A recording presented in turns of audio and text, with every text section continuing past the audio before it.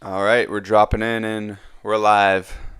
Good morning, everyone. Wednesday, April 2nd, 2025. Today's a big day, day we've been hearing about for a long time. Day, hopefully, the American economy takes a turn for the better, and the rest of the world economies maybe take a slight decline. But it's very hypothetical as of now. We'll see how things come out. But the Liberation Day tariffs, as President Trump calls them, I start love that. a big tariff war, reciprocal tariffs, a topic that we're going to talk about heavily, something we've been researching because in terms of global trade, things are about to get shaken up like they haven't been shaken up in a long time. This is a whole blanket tariff. But good morning, everyone. We're going to get into that today, talk about some of that. We have some documents, some things that I sent Priamo last night, that kind of going through the specifics of each country and kind of what they do. So we'll take a look at that together. But in terms of that, good morning, Primo. Have a good week. How was your? I'm curious how your March Madness went with your sales team and everything Mm, like that. But also, guys, check out the Taylor's Code. The link in the description. We're gonna be talking through that towards the end of the stream, giving you guys some more juice about that. absolutely. Yeah. I'm glad you actually brought up the March Madness. March Madness competition goes all the way through the end of April. So we do it Oh, 2 months. Banger though. But great because it's basically two push months for the company. And it's supposed to be all out. It's supposed to be balls to the wall, rip as much premium as humanly possible, make as much money as humanly possible. It's the month where people are supposed to you got to break through that comfort zone and see what you're really capable of. It's a month for you to put your head down and say, okay, 7 days a week, gonna have to make some sacrifices. Gonna have to tell the family goodbye. Gonna have to tell the family, hey, maybe not so many dinners this week. That I'm gonna be able to sit down and eat with you, but I'm gonna go make as much money as I ever made before. And so that's the type of month that the company had. So it was a record month. It was the most premium written in a month in company history. So we fucking cracked off. And yeah, I smoked. I did a little bit over 30. I did $34,620 in business personally. So that was very nice. Made a pretty penny off of that. And then nice. the entire team did close to 800,000 for the month in net Wow. business. Banger. Incredible. Huge. Huge. See, that's what happens, guys, when you got a team of hustlers, when you got a team of great leadership. I know you guys got great leadership over there with some of the guys you work with and some of the guys that have been around for a while. That's the stuff you guys can really do when you put your mind to it and really hustle for a month. And hopefully you guys have a great April as well. We got more trophies on the way. Don't worry. All right, gentlemen. Got a couple over there too. You can't see. But yeah, no, it's huge. And that's what I was saying about. So the gentleman's code, we'll tie this all into what the network is. But, I do the live streams with the crypto. And one of the things I say with the crypto is people try to come into crypto and use it as their primary source of income or a way to pay their bills or a way to be able to, you know, that's not the mindset that you want with investing in crypto and some of the other things that we do. The mindset that you should have is where can you build an income? That's the number one most important thing. Where's your income? Where's the money? Where's the cash flow? If you don't have money coming in, you're gonna be strapped in terms of what your capabilities are. You're not gonna be able to invest as much as you would like to. You're not gonna be as fluid to be able to make moves if you want to move somewhere different. If you got to go, take an opportunity on a rental property, you need 50,000, 100,000, quarter million liquid. Like you're not gonna have those opportunities if you don't have the cash flow. And so I take it so seriously with the industry that I was in for the past 4 years to make sure that I'm continuing to make a heavy income off of that because then you can leverage that into investing. You can leverage that into what we're going to talk about here with the tariffs. We're going to educate you guys on the tariffs. Why? Because as businessmen, as people as a part of a network, we got to understand, well, how is this going to affect trade around the world? How's this going to affect business around the world? Even if it doesn't affect our industry directly, it will affect it indirectly. So how is that going to affect our business? We got to understand how these things work. That's how you stay on top. That's how you stay competitive. So, yeah, you guys should be doing things to continue to increase your income. And then when you come to these streams and you join the network, now you have money to play with. Now you have things that you can do with your cash flow, but you got to have cash flow. It's a great point with the people in crypto making it a full-time job and income because you see the people online, you see the people on X like, oh, I'm working at McDonald's this week because the market's like tanking. Right. Well, if it's your full-time job and you're really trying to make a living off it, it's going to be super stressful. You're going to have really bad days sometimes because crypto is super volatile. You're going to be down 30% portfolio that day, and you're going to have a really bad time. And times like that is when it's really easy to quit and be like, you know what, I'm going to take my money out. I'm not going to do this anymore. I can't do it. But Exactly. when you take the conservative investing approach, like me and Priamo have, when you're buying the lows, you're just analyzing it on the week to week. Like when the markets are crashing 20, 30% over the course of 2, 3 weeks, maybe even a month, okay, just hold, stay strong, and then you're going to look for your buying opportunities, which we've been doing. And Priamo's great in the chat, always chiming in when he's buying in on our boys club plays. So he's always in there. He's every day. He's saying when he's buying in, when he sees the opportunity to get in.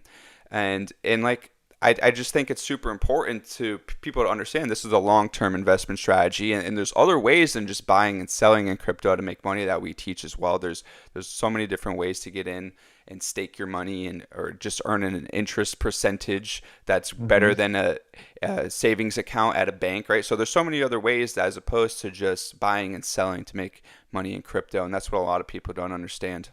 And I'll give these guys a huge piece of juice that they can go make money on right now. Even though, we talk about this inside the private Discord, I would say it live on stream.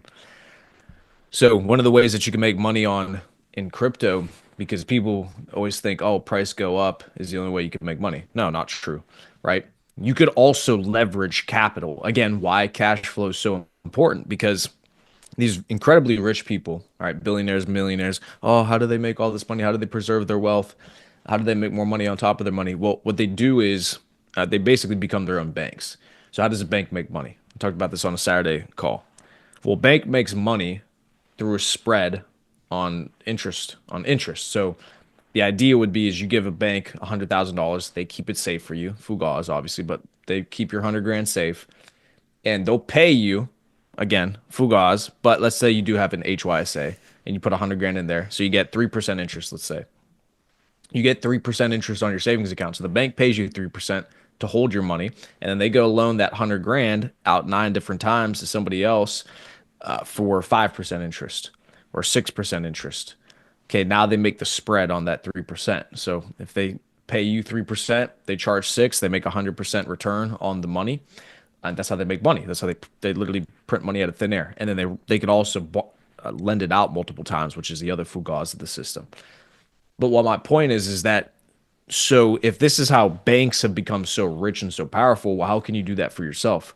In crypto, it's not just about buying an asset and letting the amount go up. You could also leverage your own collateral and become your own bank and make money this way. So right now that the price of Ethereum is so low, I meant to mention this to you, Bobby.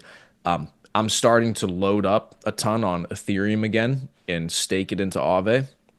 So what I'm doing is I'm taking my assets. I'll just keep it simple. Let's say I have one Bitcoin.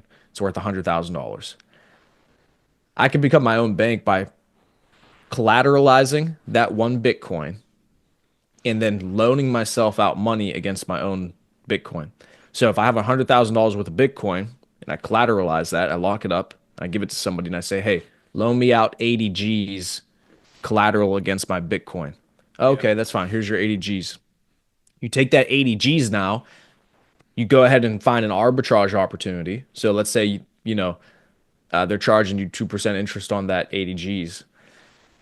You go find an arbitrage opportunity. Let's go say you put it into Ethereum because you think ETH BTC is about to pump. ETH pumps that 80 G's. Let's say you do a 2x on ETH from 2 grand up to 4 grand. That 80 G's is 160,000 now. You go pay back that $80,000 loan. You can make 80,000 profit, and you get your 100 grand of Bitcoin back. So now you just became your own bank. You just made money off of your own collateral. You just became your own bank. Yep. So this is what people do on a large scale in crypto is they collateralize all this crypto at the lows and then they go play with it during a bull market. Bull market's over, they cash out, they take profit. Plus now they got all their collateral back. This is what people do with houses. This is what people do with Yep. this is how they leverage these things. Big in real So, estate. That's a big real estate and stock thing. So people, high net worth individuals, like your Elon Musk, your Jeff Bezos, and Warren Buffett's, those guys, they own tremendous amounts of stock So they're not going to just sell their stock because then they're going to lose out on the possible gains of the stock going up. So what they're going to do is they're going to take the collateral out of that stock. Elon Musk, he owns probably 100 billion dollars worth of Tesla stock. So he's not going to just cash that out and put it in USD because that doesn't make any sense. So what he's going to do is he's going to take a loan out for $10 million to buy a house. So then he takes that collateral out against his stock, knowing that it's backed by an asset, it's backed by the house. So yeah, Priamo's 100% right. That's a great way to. And once you get up so high in your net worth, you're never going to want to sell your assets because there's no incentive to, because you just want them to keep climbing, and then you could just take it out at a probably a lower interest rate than what you're going to make on a lot of the markets. Is what people do. They're not paying if you have that much money, you're not paying 7-8% interest rates. You're probably paying pretty low 2, 3 to 5 maybe. So your assets are usually going to outperform that. So they're making money by getting more money. It's how the rich get richer. Interest rates, it's a very good topic that we could touch on more in the future. All right. So now that they got that juice, they can make some money in the markets. Let's talk about some of these tariffs. I know you sent me a sheet that was really good. I was looking at it last night. Are you able to share that on your screen? Yeah, I could pull it up right here. So we can go through it with them. So today's April 2nd. So Liberation Day, Tariff Day. Trump said he's not going to do it on April 1st because he thinks, he was joking that people were going to say, oh, it's a joke. It's April Fool's, blah, blah. Nah, April 2nd, he's not fucking around. No jokes, motherfucker. Tariffs, we're placing them on these motherfuckers. So let's go through the tariff lists, see what countries got hit with what tariffs, and let's go ahead and start to actually analyze what's going to be the effect on markets, what's going to be the effect on business, on the economy. And so while Bobby's pulling that up, the idea of tariffs, for those of you who don't understand, is basically make the country richer. Okay, bring money into the U.S. Treasury, start to mitigate those trade deficits that we're running up with all of these nations that are absolutely outrageous, the deficits that we run up. And basically continue to put ourselves in a deeper and deeper and deeper debt hole, which is just a perpetual debt hole that we're going to continue to keep digging for ourselves if we don't change the system. So anybody who's opposed to tariffs and cutting spending, etc., my question to them is always, okay, well then what's your idea? Just as a side note, what's your idea then? Okay, well, if you don't like tariffs and Doge and all these government tax cuts and etc., then what's your idea? Okay, give me your plan. What's your plan? Give me a better idea. Oh, you don't have an idea? Okay, relax. This is what we're doing then. Shout because out the live sub. We got a Twitch subscriber at the business strategy. So the business strategies are flying this morning. Come on, business strat. But that's my point is, yeah, what's your idea, motherfucker? All right, cool. So you want to give them a quick rundown on what this is? Yeah, I'm trying to figure out how to do this hell? so it looks okay on my stream. I don't know if Yeah, it fucking went Bumble Club mode. Hold on. Oh, I might just have to do the entire screen share. Do it like that. Okay, should be good now. How do I get it to share through the Zoom? I can see it on Zoom. Oh, I can't. So you're saying It's like screen sharing for me. And my stream is grabbing one screen. Hey, let me try this. oh, so on Streamlabs, just capture the entire screen. Oh, gotcha. I'll have to pull us onto the screen. Got it.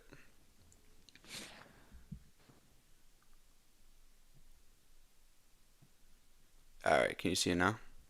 Oh yeah, I can see it. Perfect, Yeah. Perfect. All right, we're good.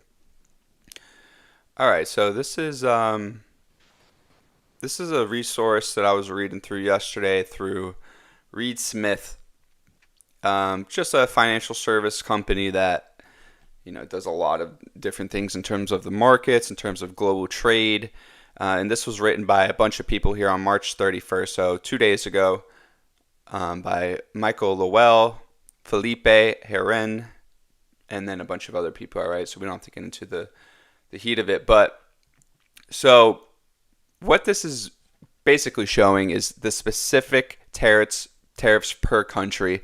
It does have a lot of blanks because some of them have not been announced of like what is actually going to happen to these countries, but a lot of them have been, and a lot of insiders have also went through and did their percentages per each country of what they think. So starting off here starts with all countries. So these are the blanket tariffs. So these are the reciprocal tariffs. So you can see right here, every Hmm. every country in the world that gives us a tariff is going to get a tariff today, starting April 2nd. This is the big one. This is where a lot of the money is going to be coming from.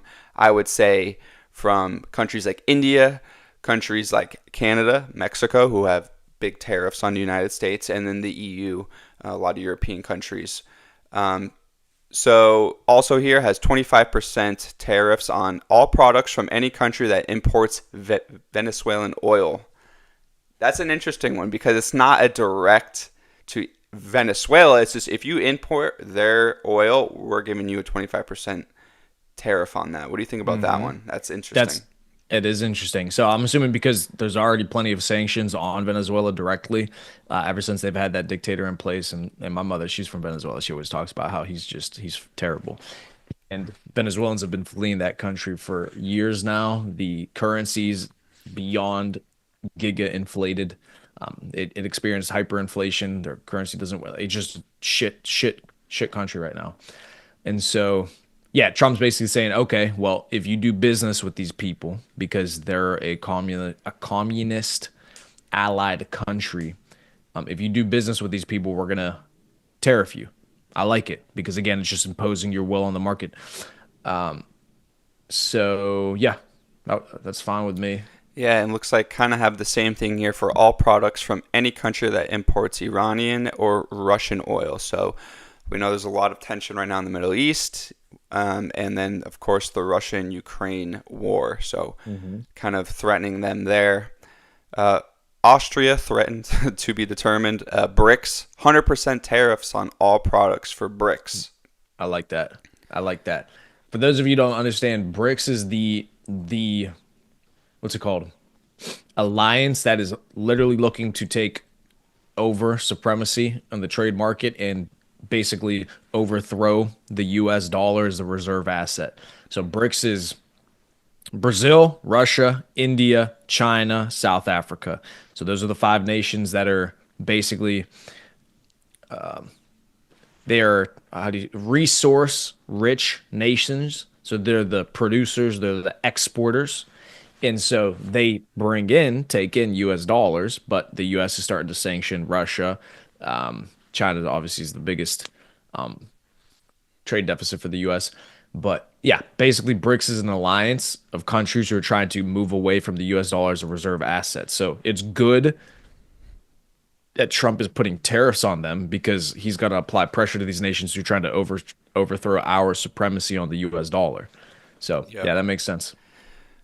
And then we have here Canada. So these ones are actually the ones that were implemented on March 4th. This was kind of the limbo ones that, Trump said the fentanyl and border crisis was his top priority to get these started. And he said he would delay them, and he did delay them for 30 days. So these went into effect on March, but we're also going to see some down here for April. So the ones that went into effect on March were 10% on energy and energy resources, 10% on potash that's not entered duty free under the USMCA. I'm not sure what potash is, to be honest. We'll have to look that up or something. Yeah, I'll do that while you're looking at that. What is potash? Find out. Potash is a general term for various potassium containing salts, primarily used as fertilizers to provide plants with potassium, a crucial nutrient for growth and yield. So, okay, interesting. Interesting. And Yeah. then 25% on all other products. So the ones that were going to effect today, April 2nd, 250% on dairy products and lumber. And the reason why I believe it's that number is because that's what they tariff us, part of the reciprocal tariff. I saw one that I was looking at was that Canada tariffs us 250% on dairy and lumber. So that's a pretty big number. So if you think about if you're building a house in Canada and you have a 250% lumber tariff on your United States imports, how expensive it must be to build a house there. Unless, the Canadian lumber's flying off the shelves, which I don't know if it is. I don't live in Canada, but I know in the United States it's not. It's a pretty tough supply to get lumber for houses. That's why building a house is kind of expensive these days, and COVID really that the price of lumber went through the roof with COVID. So I think this is one that maybe can help the United States more than it helps Canada for sure, because Trump always says that we have plenty of lumber. We don't need Canada's lumber. So that's an interesting one for home building. If you're building anything really, you're going to need some lumber to frame out rooms and do all of that stuff. So that's an interesting one. Mm-hmm. China, what's this one with China? All products, including Hong Kong origin goods, all products. Oh, beautiful. So Just everything. 25% on everything. Huge, huge. Yeah, this is one I put in the Discord last night. Every drop shipper is gonna source their products from China at one point or another. No matter if you're just testing something, if you're buying a cheap, just a piece of plastic or whatever it is. It's just any product that you could get online from Alibaba is gonna come from China. So 25% tariffs on that. What does that look like for small ticket items? So $100 or less, right? If you get a 25% tariff and your product costs $100, now you're going to be paying $125. That might not hurt you too bad if you brand it and you make your products look good and you're able to sell them at $300, right? It's not cutting into your profits too much, but it will be cutting into your profits. So if you sell your product, or you buy your product for $50, now it's going to be closer to like $65 to get that product. So obviously the lower ticket you get, the more it's going to have a price effect, as if opposed to, I mean, even if you do go up high ticket, it is going to cost more if you pay $1,000 for, let's say, a sauna that's made in China, right? So paying $1,000, now you're going to be paying $1,250. So it is going to cut into your margins for sure, all products across the board. And kind of the way around this is you just got to retool. You got to find suppliers in the United States, find suppliers maybe not in the United States, but somewhere that we're not going to have as bad as tariffs with these countries, and you could supply your products cheaper. So definitely made in America is the trend, is what the whole point of these tariffs are. So if you're running e-commerce brands, if you're running drop shipping stores, you don't want to be paying 25% more than you have to. So you're just going to have to do the research, and you're going to have to find something that you could find that's made in America. Mm-hmm. And so I'm glad you're talking about paying more for these products, et cetera. And so you hear that as a reason not to do tariffs. Oh, it's going to be more inflation on the U.S. consumer. Prices are going to keep going up. I thought inflation was already so bad. Well, first of all, inflation was out of control under the Biden administration. Objectively, that's whenever it got super out of control. And so now, to be fair, it was also a part of the fact that during COVID, they increased the monetary supply by 40%. So, I mean, there wasn't really much you could do there. But it did get out of control during that last administration. Now, also, we got to pull up the chart here after we look at this. The price of eggs has had the sharpest decline in the last couple months that it's ever had in the history of its price. Everyone was talking about how expensive price of eggs was. As soon as Trump gets in, price of eggs has plummeted. So for all you broke boys out there worrying about a $4 versus a $2 carton of eggs, congratulations, you can start having scrambled eggs again in the morning thanks to Pompino. So I've also noticed I filled up the tank on Sunday afternoon. Got gas for $2.99. First time in the twos I've seen in probably since before COVID as well. wow. Gonna be honest, I don't know. I never look at the price of gas, but that's fire. Hmm. $2.99. I don't even know what my gas is. I know I have no Pennsylvania idea. has a couple different sales tax on their oil, so it's always a little bit more expensive in Pennsylvania than, say, down here. Good. I want them to charge me more. Test me. It goes back into the economy. Yeah, I'll put it back in the system. Fuck it. What was I going to say? The point with tariffs. Oh, yeah, I was saying about people were crying about how the people who are trying to oppose Trump on the tariffs. It's going to raise the prices. It's going to make inflation even higher. And my whole thing is, I'm thinking to myself, hold on, but do you not understand the point of the tariffs? That's the whole point. You don't understand. The point is to make it more expensive. That's why it works. It's supposed to be more expensive. Oh, but it's going to be. Yes. So the point is that now you force these manufacturers, these companies who are importing to the US to move their factories, to move jobs, to move business back into the United States so they can avoid the tariff, employ American people, give them more jobs, give them better jobs as opposed to paying slave wages to the illegal immigrants that they bring over here, that everybody's trying to act like, oh no, we bring illegal immigrants here because the kindness of our heart. No, they do it because it's free labor under the table, lower cost of labor because the American people are too expensive, so they want to get rid of the American people and employ these illegal immigrants. Okay, so bullshit. But the whole point is to make it more expensive. Like you're missing the point. That's the point. It's supposed to be more expensive. So then you bring industry back, you bring manufacturing back, you bring jobs back. That's how it works. Oh, in the meantime, is your Chinese product a little bit more expensive? Yeah, boo-hoo. Buy an American version then. Okay.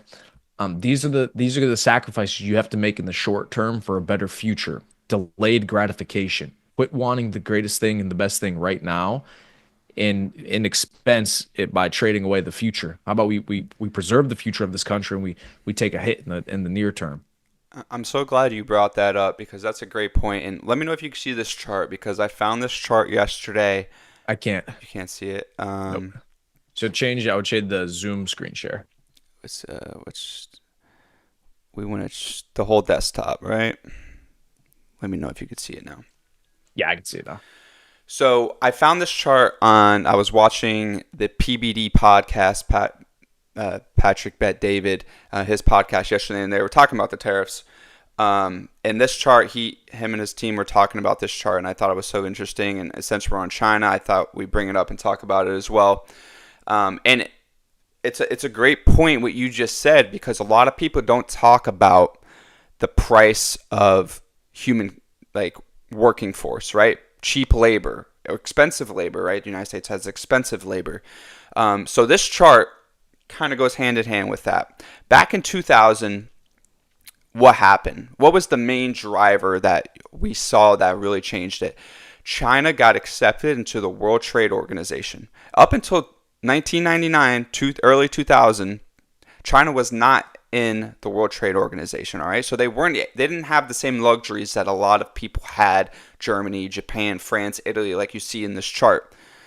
So let's look at 2000. So 2000, the United States did 25% of the global manufacturing. That was great. China did 6% in 2000. All right. So what's the key difference between China in 2000 and the United States in 2000? Well, China had dirt cheap labor. So companies like Apple, car companies, manufacturing companies, if you saw this chart and you said, okay, well, 25% of the manufacturing is done in the United States and 6% is done in China, where do you think it is cheaper to hire 100 people to build your product? In China or in the United States?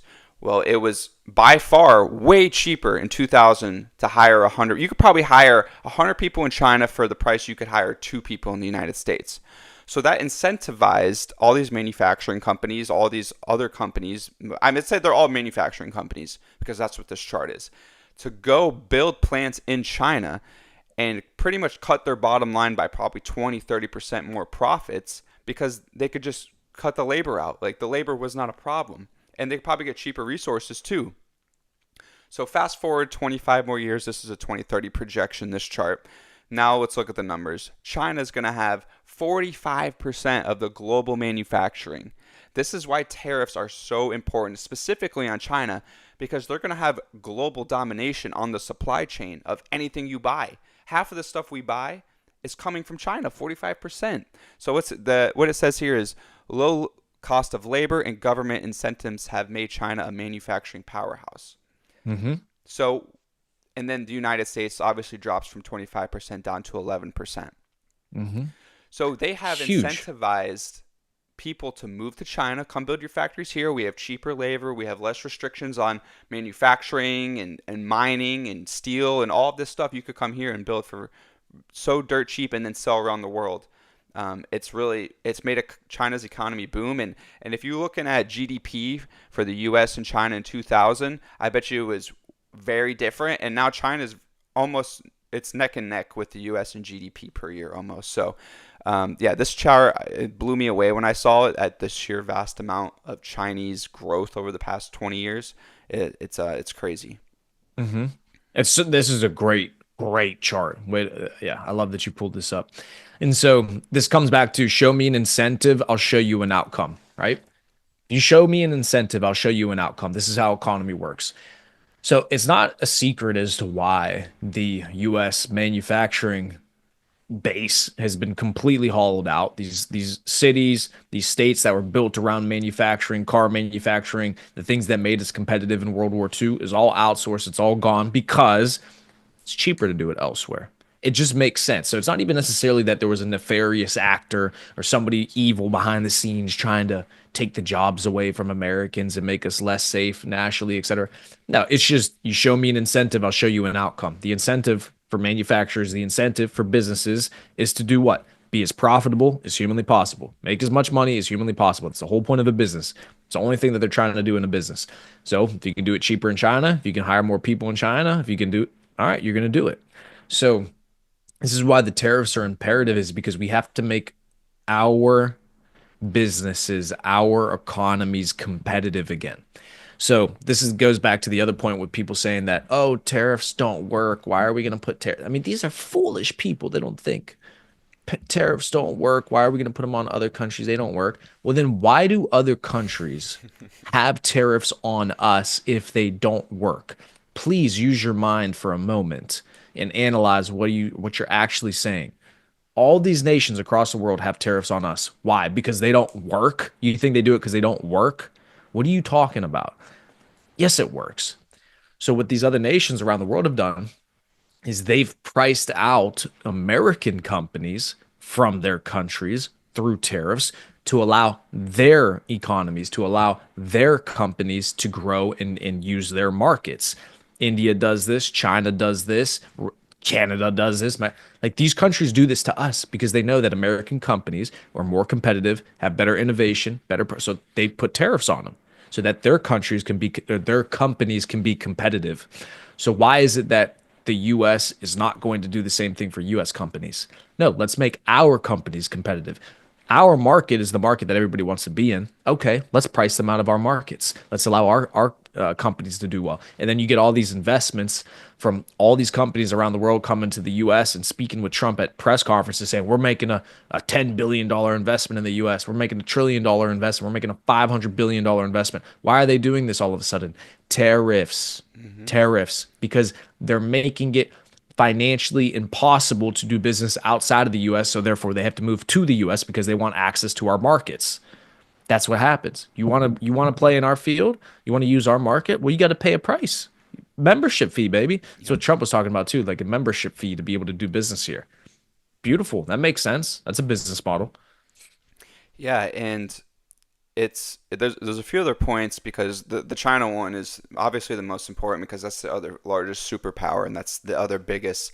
That's where a majority of this tariff money is going to come from because they have the second largest GDP in the world. So when you hear about tariff money coming in, a lot of the money is going to come from China, right? You could see like in 2000 here, like the UK and France and Italy were on this chart. They're not even on this chart anymore. They've been tossed to the bottom, and their countries, the EU, is in way worse position than the United States is when it comes to this stuff, just on the sheer amount of people, not as many people in these European countries. But they're not even on these charts anymore, right? So they're in a terrible situation when it comes to manufacturing as well. And the second point I wanted to make is if you go to China, you're not going to find any American products on the shelf. You won't find one American product on the shelf, whether it's Kellogg's, like cereal, whether it's I don't even you're not going to find anything, right? You're going to find different exotic Chinese stuff in the Chinese aisle with the food and all of that. You're not going to find anything. You're not going to find a Starbucks cold brew. You're not going to find an American butter company. First of all, it's probably dog shit because they don't want to buy all the shitty ingredients they put in our food. First of all, True. Yep. second of all, they're not going to import it because it doesn't make any sense. And I heard Speaker of the House Mike Johnson talk about this, and what he said was that after World War II, Europe and the Western civilization took on this mindset that the United States is the global powerhouse. They have all the money.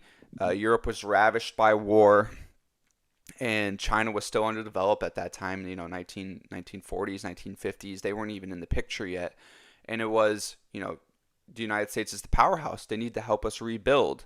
They need to help us get back on our feet for Europe. And that's why you saw European Union countries put so many tariffs on the United States. They're supposed to be our allies. It's supposed to be free trade. We're supposed to be helping each other. But it was a mindset back in those days that the United States needed to help Europe get back on its feet, which is, fair. We helped them win the war and we helped them, go on to rebuild. But at the cost of 80 years later, now it's becoming unfair. And it's a business saying, I want to get this right. It's your prior success is not indicative of your future performance. And we had previous success with these tariffs. We helped Europe get back on its feet. Europe was great. They have problems now, but the economies were great up until recent years.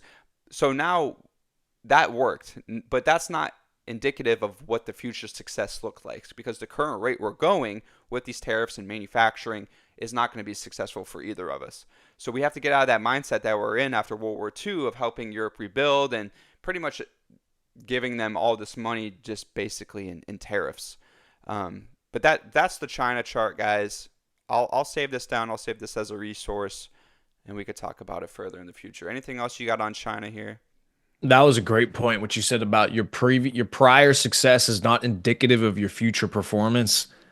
Such a great point, because yeah, that's absolutely true in business, and that's absolutely true with the US. Is like you said, we're in this mindset that we're the global superpower. We just exist. We exist, therefore we are, right? So when in reality, that's not how it works. We became the global superpower due to certain things. So once you start to move away from the things that made you successful in the first place, you'll no longer be successful. This is what Americans got to understand. The reason we were competitive, the reason that we would win all these medals at the Olympics, the reason that we won the wars, the reason that we became so wealthy is because of the mindset that we had from the time that our nation was founded. That we're gonna find our independence. We're gonna do things ourselves. We're gonna do it the right way, morally correct, and we're gonna be a nation based off of merit, innovation, work ethic, hard work. Now we've fallen into this mindset of we're entitled to be the global superpower. We're entitled to do whatever it is that we want to do without actually having to back it up with further innovation, further education, further whatever. We're losing that. Mm-hmm. China's becoming better educated.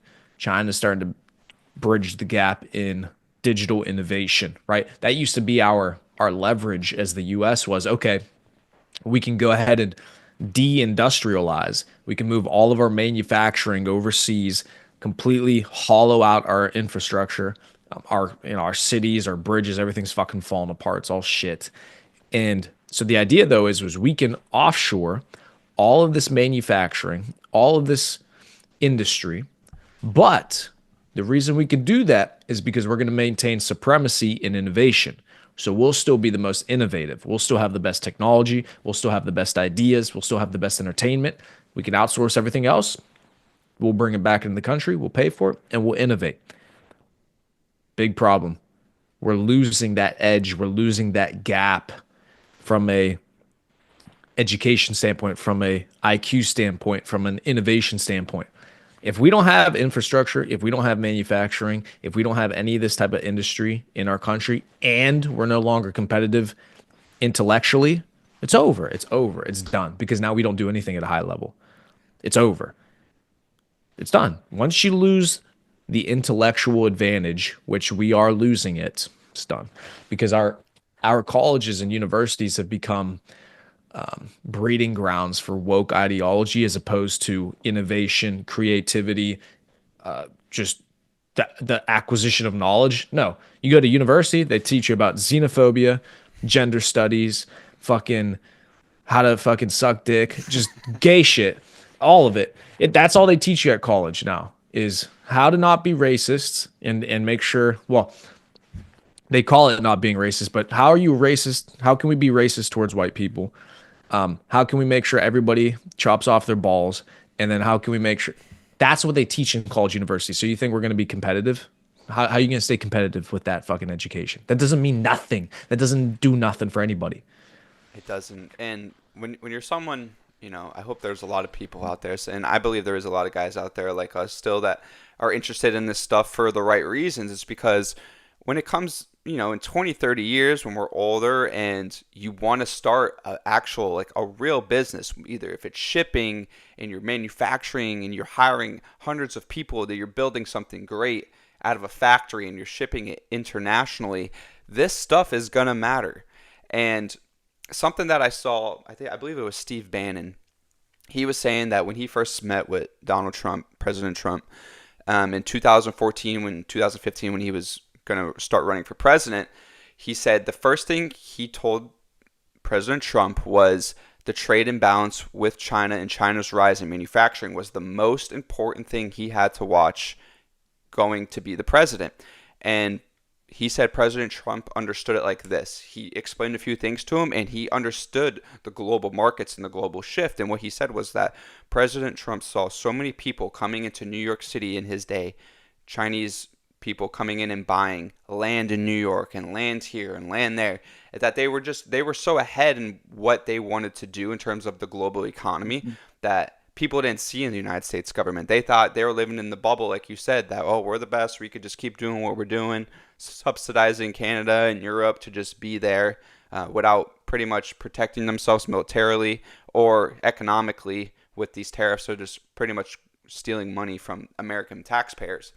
So he said that President Trump understood that right from the get-go, and he already knew that. And so I think that's, in the first term, they did the tariffs on China.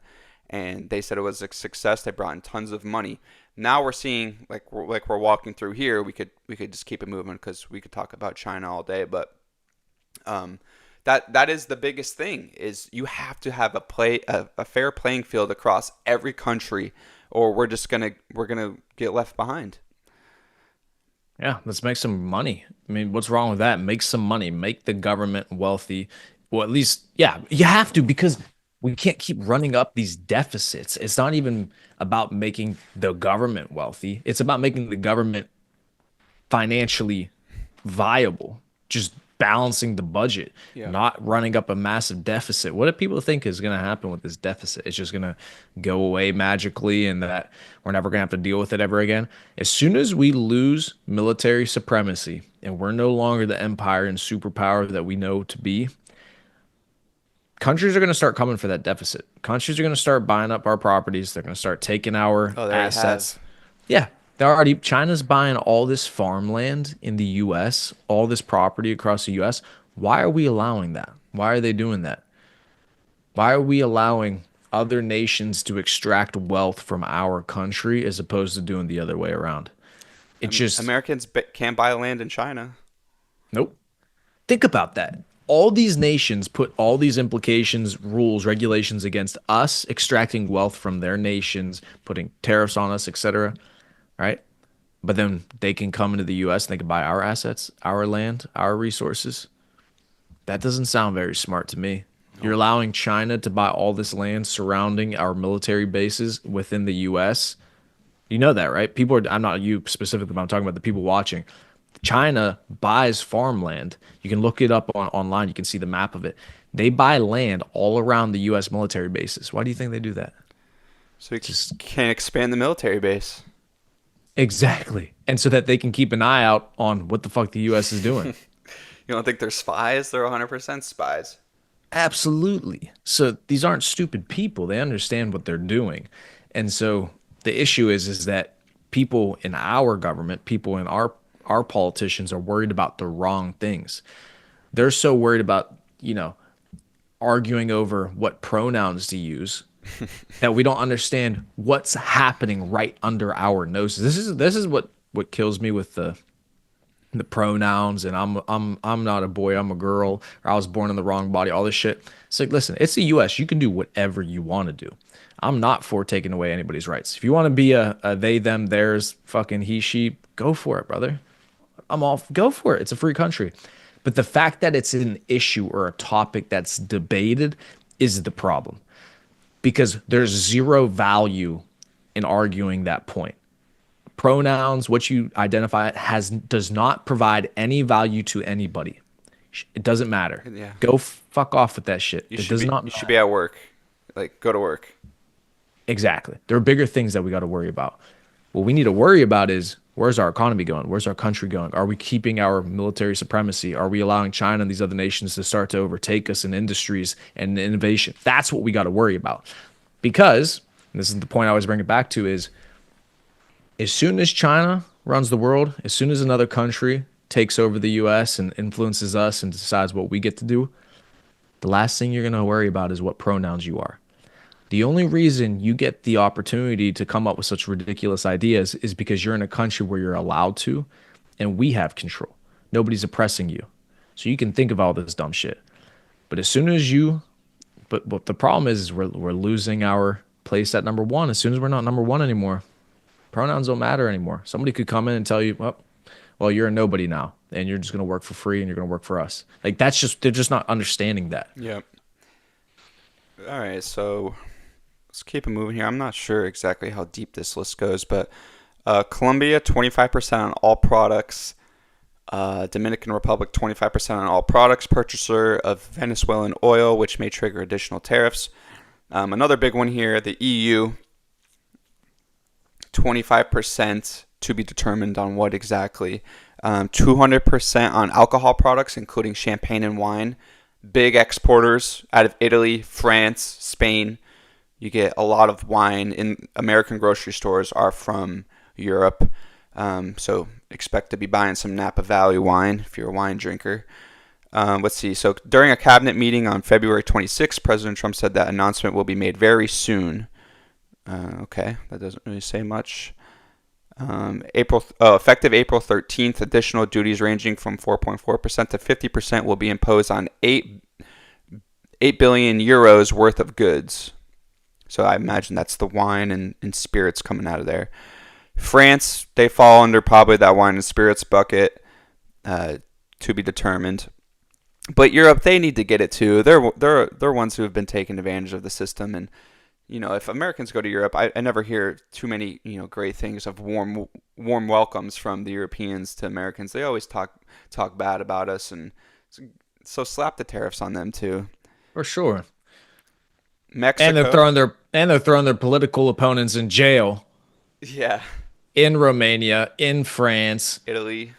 Yeah, Macron and his husband freaking throwing that lady in jail. Yeah, it's ridiculous. Ridiculous. Mexico, another big one. So these ones were implemented on March 4th, adjusted on March 5th. So 0% for goods entered duty-free under the USMCA, effective on March 7th.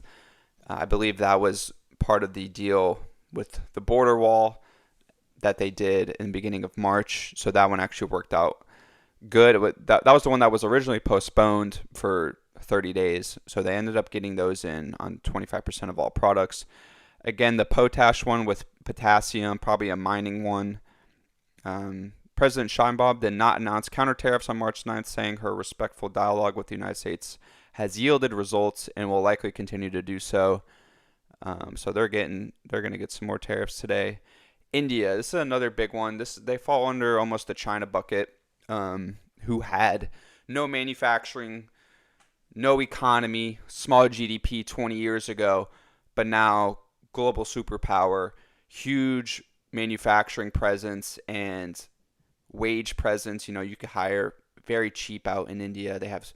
I wonder if the wages thing has something to do with countries with large populations, because if you look at the countries like India, like China, with the largest populations on the planet, they also have the smallest cost per hire, I would say, because is that just the sheer amount of Supply. people? Yeah, the supply. They just have more people to hire. I'm not exactly sure how that would work, because everybody needs to still buy food and buy a house to live. So it's a lot different than what we have here in the United States in USD. Yeah, I would say quite literally a portion of that is supply and demand. I mean, you literally just have a larger supply, so therefore, even that there's a demand for all those workers, it's going to be less per person. There's more people, and because if you have more people and less jobs, well, more people are going to be willing to do that job for less money. And then the other thing with it too would just be standard of living. So they're standard of living is not as high as some of the other developed nations, especially in India. So, of course, you could get away with paying them less. And then the currency itself, the strength. So if you have US dollars, you could just get more for less in India. 100%. So they're April 2nd, 25% tariff on all products coming out of India. Again, that's a huge drop shipping e-commerce manufacturer. So maybe you thought you were lucky your manufacturer is in India as opposed to China. Well, I hate to break it to you, they're gonna get it too. And then purchaser of the Venezuelan oil, which may trigger additional tariffs. Which it looks like all of these Malaysia, Russia, Singapore, Spain, all purchaser of the Venezuelan oil, which may trigger additional tariffs. So it looks like they're really making it a point to sanction Venezuela on the oil part. That must be a main driver of their economy. I can't imagine they have too many other exports as opposed to that. So really looks Yep. like this administration is looking to sanction the Venezuelan oil. Yeah, Venezuela's huge petroleum industry. So that was their whenever they were doing well and they had that massive economic boom in Venezuela. So whenever my mother was still there, it was because of the oil, petroleum industry. And then they just got a dictatorship to come in and just fucking destroyed it, which is so sad because Venezuela could have been an incredibly prosperous nation. I mean, you look at the Middle East, right? Look at all the nations in the Middle East who are ridiculously rich from oil and Yeah. how they were able to develop their countries, develop those beautiful cities, how they've been able to run their country because they did it the right way. Venezuela could literally be that, but in South America, but they just fucked it up. And they went communist route, started taking properties from the people, started taking companies from the people. They literally in Venezuela, the government took businesses, private businesses from people, just took it from them, made it a government business. They took people's properties. They were ridiculous. I mean, just shit, literally communist. So, and it destroyed the nation, destroyed the people, will to want to work because obviously you're not going to want to work for a country that just takes your assets or work in a country that just takes your assets. And the currency also got hyperinflated, so their currency is not even worth anything. It's just ridiculous. So yeah, sad to see. It doesn't matter if you have resources. It doesn't matter if you have the ability to make money. If you don't have the proper infrastructure, you don't have the proper political system in place, economy in place, your country will still be shit. I wonder if these retaliatory tariffs and sanctions have something to do as well with the prisons being opened up in Venezuela during the Biden administration. They literally emptied the prisons to get rid of their harshest criminals and then ship them over the border to the United States. I'm sure that has something to do with it as well. We see a lot of deportations with the Tren de Aragua gang, MS-13. I don't know how prevalent they are in Venezuela, but I think that has something to do with it as well as just the violent criminals coming over. Hmm. Yeah, just another, you know, laugh in the face to Americans. Oh, you guys want to have an open border? You don't think these countries thought of loopholes, ways to take advantage of that, which they did. Oh, cool. Let me just send you our prisoners. So now, not only do we not have to keep them in our countries anymore and get rid of these violent people, but now we don't have to pay for them. We don't have to pay for them in jail. We don't have to pay. Beautiful. Hey, U.S. Hey, you got U.S. guys, you nice guys over there. You guys love your illegal immigrants. Perfect. Take them, put them in your jails. You pay for them. You put them on your social security system. You put them on your Medicare system. You put them on your, and we're good, baby. Now we don't got to pay for them. Good, stupid Americans. That's how they look at us. Just foolish. What fools we are. I That's mean, crazy. it's just so funny. These countries, they just say, oh, yeah, get them off our dime.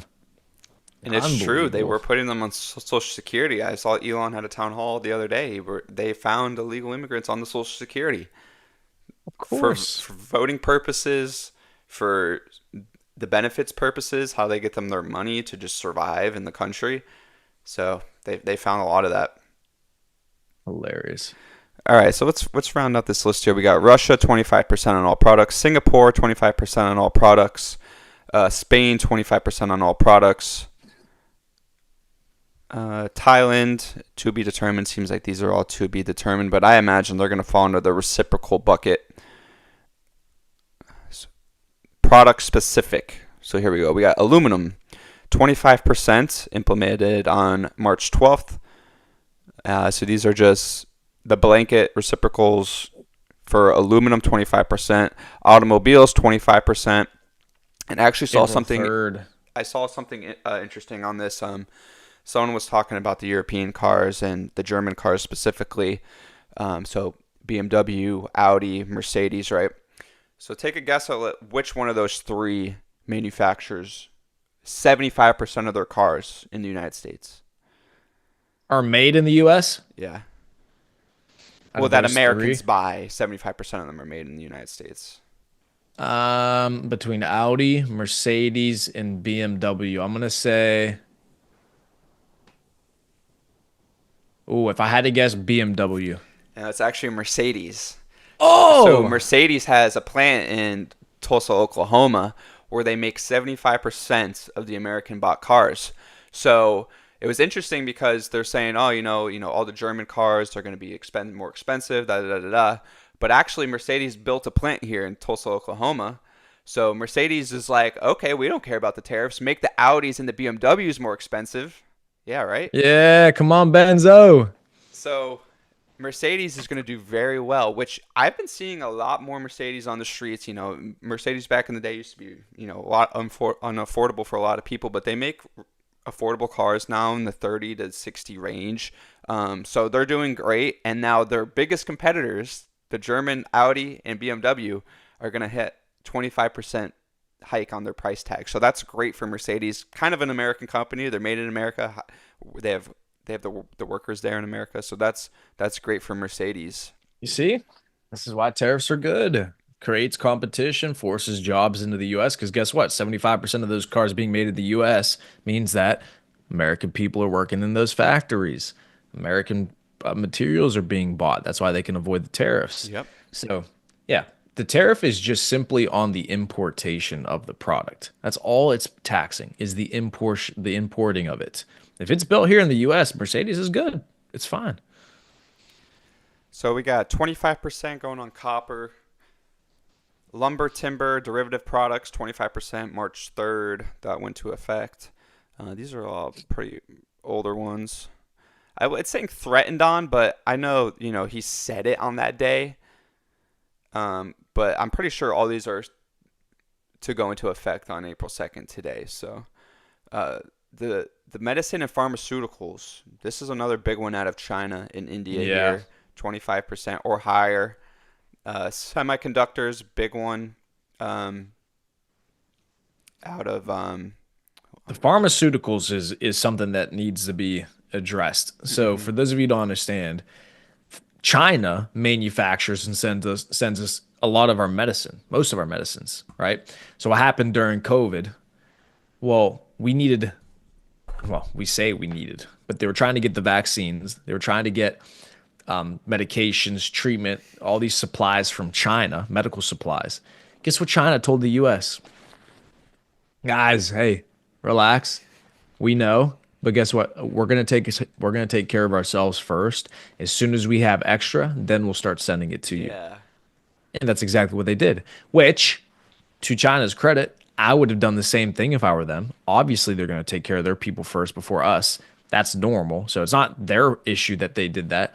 The issue is the fact that the US relies upon them for these supplies, that the US needs them to be able to supply us with those things. And if they don't supply us with it, then we're fucked.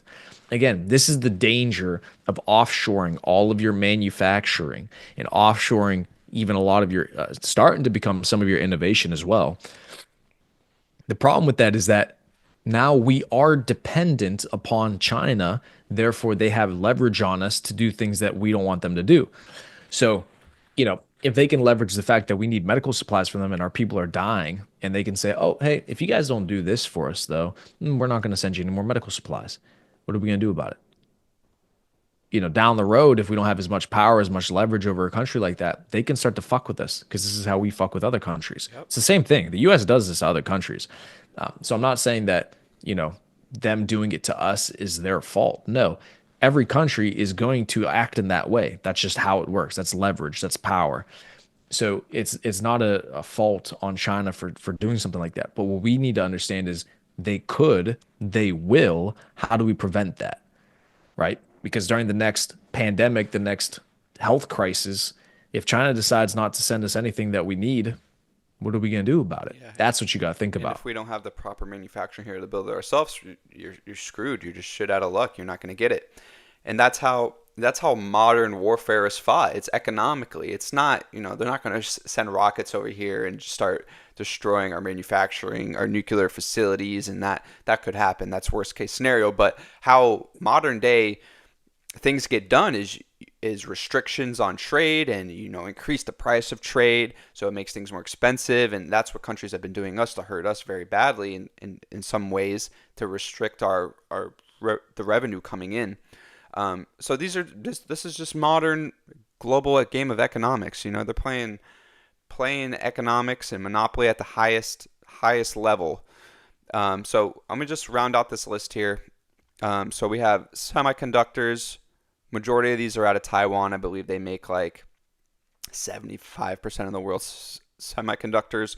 But the largest semiconductor company introduced an investment into the United States. That was one of the first things Trump announced for investment purposes. I forget the name of the company. I mean, I know NVIDIA does a lot, but there's also another company that creates them. I forget the name of it right now, but they're doing an investment. So hopefully Americans will not be seeing the tariffs on the semiconductors, because then that's just going to inflate the price of computers, technologies, TVs, everything that has a microchip in it. And then finally, 25% on steel was implemented on March 12th. So already have a steel tariff coming in. Mm-hmm. Beautiful. Well, gentlemen, there you go. There's your list of products. There's the list of nations. It's good to understand those things and how they are going to affect your industries. For example, like Logan, we know his father's in a steel industry, and so they get paid based off of the price of steel. Oh. So if the price of steel is going up, obviously they're going to make less money on their profit margin, et cetera. So it would make sense to order more steel now before the tariffs go in, et cetera. So my point is just think about these things, understand what's happening, and then analyze how is this going to affect you, either negatively, or how can you use it as a way to make money. Okay. Think, analyze, use your brain. People who make money, people who get rich are thinking. They're not just sitting around waiting for things to happen. Like you got to see opportunity when it's there before somebody else and take advantage and extract the value from that opportunity. So tariffs is going to present you with a unique opportunity to understand maybe certain stocks are going to perform better than others. Certain industries are going to perform better than others. You could anticipate a move from a company that's going to build a plant in the US and make, you got to think about these things. How can I use this to make money? And how can I make sure this doesn't impact me negatively if you have a business, if you have a company, right? Yeah, I would So, say if you're a manufacturing company, this is the best thing you could have ever heard in your entire life. This is 1927 post World War II levels of after the Great Depression, level of upside, like, because everyone's going to start buying American products again. So this is like the best case scenario if you're manufacturing. If you wanted to get into manufacturing, I don't know much about manufacturing plants, but if I did, this would be the time that I would start investing in more plants, or just starting a business in general, because this is what you wanted. Everything else is going to get more expensive around the world, while American products are going to be made cheaper and bought more. So I mean, it's best case scenario for American manufacturing. mhm, beautiful. Outside of that, Harrison, I think that was pretty fucking solid. That People got the was. juice. I mean, other than that, just be on the lookout today. I'm sure the president's going to be giving announcements about what's going on, and they're going to have some updates. He called it the Liberation Day. So taking the handcuffs off from the rest of the countries, just with the reciprocal tariffs. So it's going I to be love it. interesting. And the one last point I'll make on that is just pay attention how it affects markets as well. Like Bobby said, he made a good point. They pretty much already priced it in. I'm looking at the S&P right now. I mean, we're up. We're green. So we're up 0.38% on the S&P. New York Open's coming up here in about 30 minutes. So we'll see what happens after the New York Open. Um, US 100's green. I mean, IWM, Nvidia's up 1.63%. VIX is up. We don't like that. Eee, it's a nice bounce on the VIX. Yeah, we don't like that at all. Let me see. But yeah, I mean, we're not crashing. So clearly it's already been priced in, like Bobby said. So just pay attention Hmm. to what it does to the markets, and then we'll go from there. Yeah, we had that steep drop about last month, about 11% in about a week, 2 weeks. So I think that's when a lot of these companies price it in. You got to think too, this is a global market. All these countries that are getting tariffs right now have investments in this market. So it makes sense for them to want to pull some of their money out of these American companies that are going to be well, actually, no, it doesn't make sense. Like these American companies are going to do well and do better, but they may need that cash in order to, move their strategies around and do what they have to do and invest in their own companies because they're not going to be making as much money. So there's different games being played. American companies are going to do great and are going to be buying more stock. Foreign companies invested in the market are going to be taking their money out and selling. So that's why it's a global market. It's a global game. Exactly. And we're going to win, motherfuckers. We're going to win. All right. You want to give them a quick Taylor's code? Yeah. So if you guys, you're liking what you hear, if you want to work with us on the day to day, just getting involved in what we're looking at on the day to day in terms of crypto, e-commerce strategies, join up on the Taylor's Code. The link will be in the description of this video wherever you're watching it. Get direct access to me and Priamo every single day. Message us. We'll talk. We'll be on there talking. We're on our computers all day, every day working. So we'll be in there. Any questions you guys have related to your business, if you want to get started, if you want to get invested, you want to open a wallet in crypto, if you want to open an account and just learn the basic levels of strategy, we have some courses and some things that we could give to you guys right off the bat.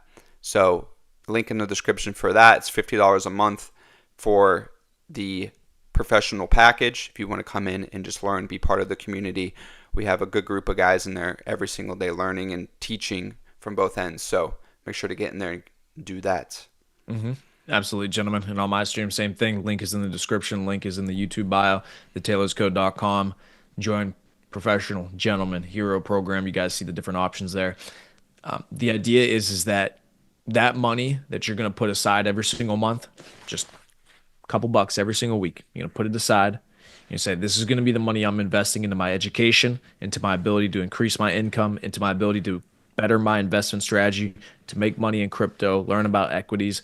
This is money I'm setting aside to then bigger picture make an extra 100, 200, $500,000 a year, $1 million a year down the road. That money will be well worth it. It's an investment into yourself. Quit taking that $50 a month and spending it at fucking McDonald's, at a restaurant that you're going out to eat at, on some stupid video game online. I know you're spending that money somewhere. Take it, be disciplined, invest in the network, become a part of a group of the ultimate professionals, educate yourself, learn how to make more money. That $50 will make you hundreds of thousands of dollars down the road if you actually educate yourself in the things that me and Bobby are doing. So be mindful of that. You have to take action. You want your life to change. You want to increase your net worth. You want to increase your income. You want to have a better network of winners around you. Action. Take some action. That's the only way it's going to happen. So we'll see you inside of the Discord as soon as you guys join, and we'll go make some money. All right, gentlemen. All right, gentlemen. Yeah, this is a long-term plan, 5-year plan, or further than that, 5 to 10 years. You got to think about all the businesses that are going to be made inside the group. You want to have those connections with guys who are doing business around the world, who are multimillionaires in crypto investment, stock investment. These are the guys you want to know, and these are the guys you want to work with. So the sooner you get in, the sooner you're going to start making these personal connections and meetups and all this stuff. So get in there. We'll start making connections. We'll start making more money. Let's do it. All right, gentlemen. All I'm gonna right. do a We'll little see you. Mr. Producer. We got all